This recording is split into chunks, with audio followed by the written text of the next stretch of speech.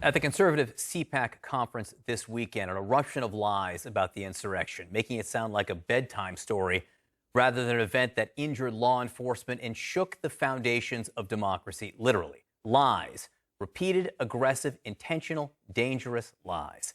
CNN's Marshall Cohen, who reads through court documents involving every suspect in the Capitol attack, pointed out 12 lies that the former president told in his Fox News interview on Sunday. All, of course, enabled by the host. Here's lie number one.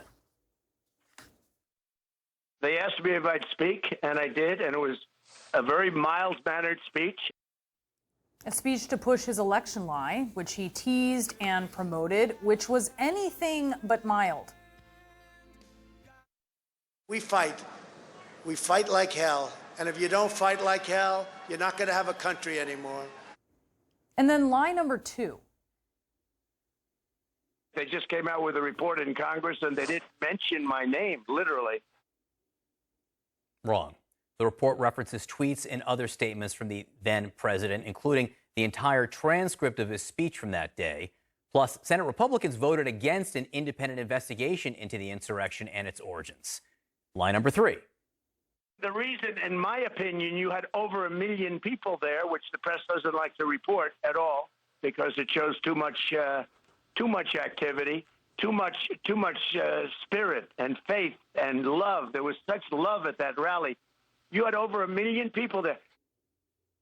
That one is a whopper. A final count is hard to come by, but organizers permitted the event for about 30,000, which is far fewer than 1,970,000 fewer to be sure. And lie number four. They were peaceful people. These were great people. The crowd was unbelievable.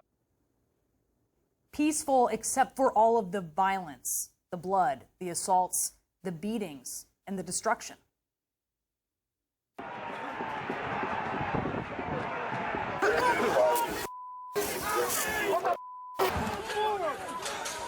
Yeah, that is just not peaceful, not even close. All right, lie number five involving Speaker Nancy Pelosi.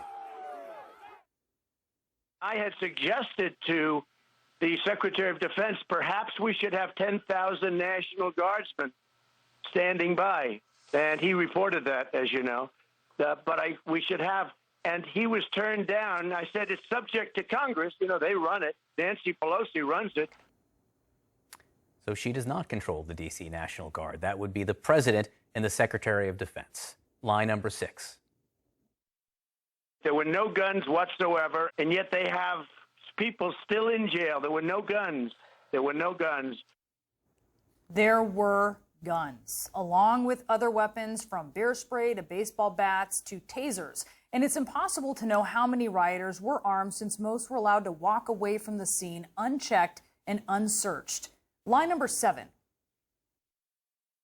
By the way, while you're at it, who shot Ashley Babbitt? Why are they keeping that secret? Who was the person that shot an innocent, wonderful, incredible woman?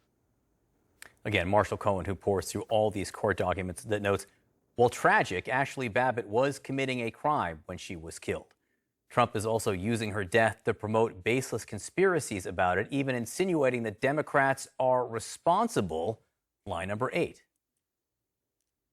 Who was the person that shot an innocent, wonderful, incredible woman, a military woman, right in the head, and there's no repercussions? Just to be clear here, Babbitt was shot in the left shoulder. She was not shot in the head. Lie number nine. You have people with no guns that walk down, and frankly, the doors were open. Now, frankly, a lot of doors and even some windows were forced open after a stream of violent insurrectionists battled police officers.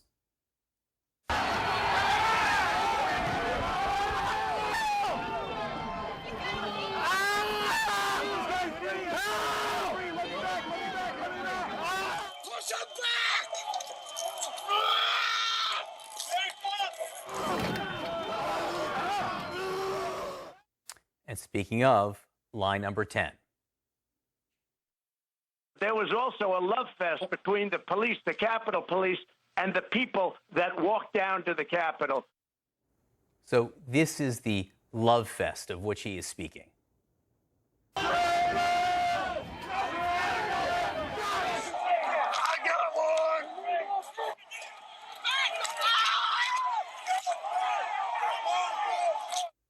Lie number 11 involves the evidence that we are seeing. They have hundreds of hours of tape, and they're not releasing the tape. They ought to release the tape to see what really happened. So first of all, the tapes are hardly an exoneration of his supporters. In fact, they're at the center of the cases against them. Also, a major reason we're seeing the tapes slowly but surely is because CNN and the rest of the media are demanding it from the courts. And finally, lie number 12.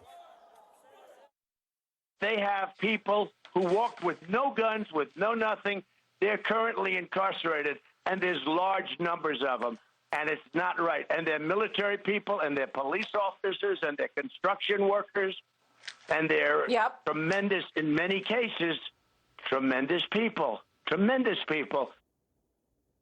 Now, regardless of what their occupations are, hundreds of suspects are free. The ones who are not are charged with violent crimes. And one of the central reasons that some of them remain behind bars is because judges point to Trump's continued lies and rhetoric for why they are dangers to society.